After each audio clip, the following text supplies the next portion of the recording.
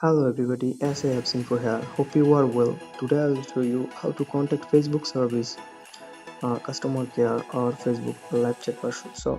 Uh, First of all, update your Facebook app and don't forget to subscribe our channel. And then open your Facebook application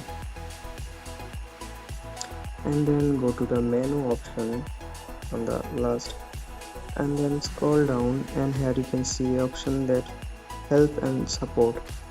So if you go with this with your Chrome browser or your or you can say laptop or desktop version, this will helps you more. So click on the help and support option and then click to the help center option, and here you can see an option that looking for something else, visit Facebook help center. Click on that,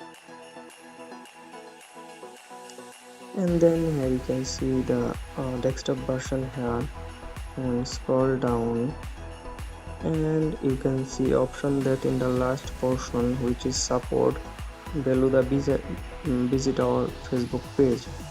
So here you can see option that support.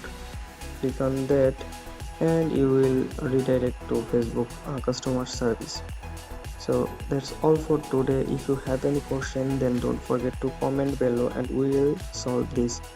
And don't forget to subscribe our channel for more informative tips and tricks. See you in the next one. Tata.